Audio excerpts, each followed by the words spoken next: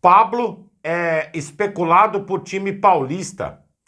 Após a tragédia, mais uma vez, o nome de Felipe Luiz aparece como possibilidade na seleção brasileira.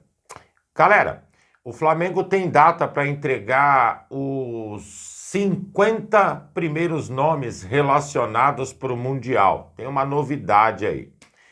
Uma notícia boa, enfim, né? Enfim, do nosso DM. Tem jogador importante que poderá ser escalado para o jogo inicial do Campeonato Brasileiro. Por fim, Flávio Prado falou sobre a situação física de um alvo do Flamengo. E, de verdade, preocupa. Fala, galera rubro-negra! Estamos chegando com mais um vídeo aqui no canal Camisa 10 da Nação. O seu, o meu, o nosso canal de notícias e informações do Flamengo. Esse Flamengo que a gente tanto ama. Mas antes de começarmos com as notícias, gostaríamos de pedir a você que acompanha o nosso canal e ainda não é inscrito, para se inscrever aqui embaixo no botão inscreva-se, ativar o sininho da notificação, porque assim, sempre que postarmos um vídeo novo, você será notificado e, claro, deixar também o seu like e o seu comentário, porque isso ajuda demais o nosso trabalho e é muito importante para nós. E como sempre falamos, galera, é rapidinho. Papum. E deu. Assim é. Bom, bora começar então com as notícias. Vamos começar a notícia da seguinte forma. Vamos esquecer o gostar ou não do jornalista, beleza? Vamos focar no quê? Na notícia. Flávio Prado falou sobre a contratação de Jorginho, o valor que será investido em pagamentos de salário ao atleta versus o que ele representa dentro de campo. Até aí, tudo perfeito, mas tem um problema.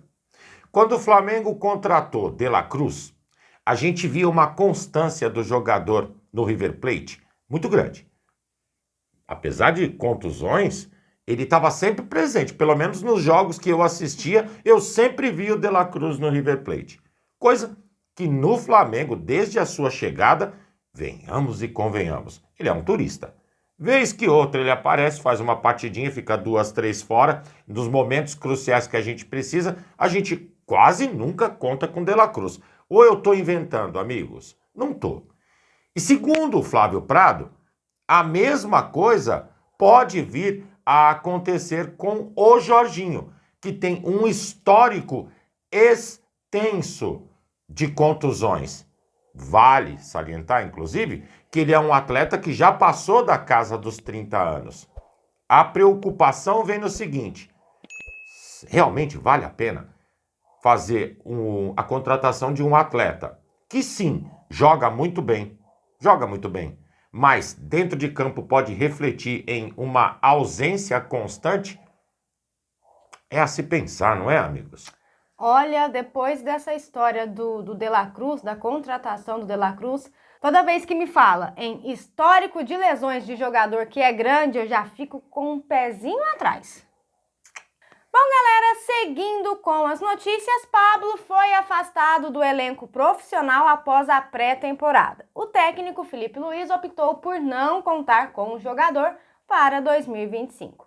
E desde então, o zagueiro tem treinado em separado e em horários alternativos enquanto aguarda aí propostas de outros clubes. De acordo com o portal santistas.net, o Santos surgiu aí como um possível, interessado e realizou sondagens. Porém, amigos, o salário do jogador segue sendo o maior problema e a concretização de um acordo entre as partes depende de uma significativa redução salarial por parte do jogador. Sei não, hein? Eu duvido que ele aceite isso nesse cenário que hoje ele se encontra, tá, galera? O prazo para atletas que disputaram os estaduais estarem se transferindo para novos clubes segue até o dia 11 de abril. Vamos ver o que vai virar essa história. Flamengo emprestou o Pablo ano passado para o Botafogo, pagando um percentual do atleta, e o Botafogo ficava com a diferença. O Flamengo poderia fazer a mesma coisa com o Pablo. Empresta ao Santos até dezembro de 25, que é quando se encerra o contrato do jogador. Paga parte do salário. Ah, mas vamos pagar parte do salário? O que vocês querem? Hoje o salário do Pablo é 600 mil reais. Que o Flamengo pague 300 já tem uma economia de 50%, galera. Deixa o cara aí. Depois ele se vira com uma renovação de contrato ou com relação ao futuro dele. Assim tem que ser. Não dá para o jogador estar treinando em separado, não fazer parte dos planos do Flamengo e continuar na vida boa. A gente precisa de jogador que jogue, não de enfeite. Seguindo com as notícias, vamos dar uma notícia boa hoje? Bora! Vocês estão percebendo que a gente tá meio nervoso, né, galera? Acho que vocês entendem, né? Ontem foi divulgado pelo Flamengo a situação de Gerson. Graças a Deus. Gerson não apresenta nenhuma lesão na coxa esquerda. Ufa, a gente estava preocupado com isso, né? O que se constatou foi o seguinte, galera, um quadro de desgaste física, ou seja, uma fadiga no local.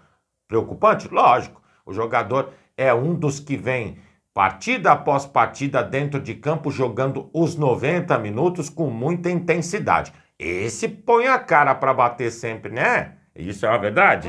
É uma verdade. Portanto, ainda vai passar por mais exames e por acompanhamentos. Para quê? Para ver como está evoluindo a recuperação do jogador. Mas, aparentemente, na partida inicial do Flamengo contra o Internacional no sábado, poderemos contar com o nosso Gerson. Que bom, né? Pelo menos não teve lesão, graças a Deus. Foi somente uma fadiga, algo que é normal de acontecer com um jogador com a intensidade do Gerson, né? Mas menos mal que não temos lesão. O antigo Gerson, que era o canhotinha de ouro, falava que brasileiro gosta de levar vantagem em tudo, né? Esse nosso Gerson teve uma sorte ontem, né, amigos? Bom, galera, seguindo com as notícias, nesses últimos dias, alguns veículos de imprensa, principalmente de São Paulo, começaram a falar sobre um substituto para Dorival Júnior na seleção. E um dos nomes que apareceram aí nessa lista foi o de Felipe Luiz. E após aquele vexame da nossa seleção na noite de ontem, uma notícia ligou um alerta e deixou torcedores rubro-negros desesperados. A de que Dorival tem a demissão debatida.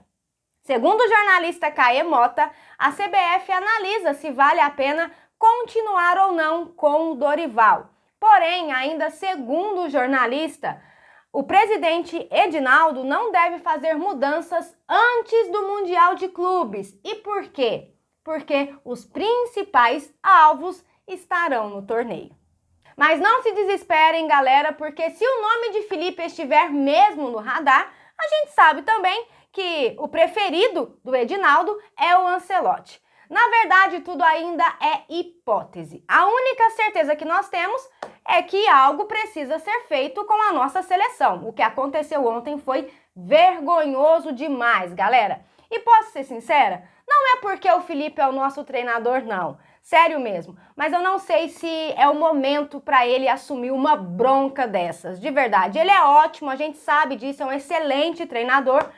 Mas, na minha humilde opinião, ainda é cedo. E tem outra coisa, o trabalho do Dorival, apesar de ter sido chamado de feijão com arroz, ele é constante. É um bom trabalho. Eu não falo na seleção, eu falo como técnico. Ele é muito bom, sim. Não é só técnico o problema da nossa seleção, os amigos sabem disso. Para mim, começa lá da cabeça da cobra, que é o presidente da CBF, o desleixo, o descaso.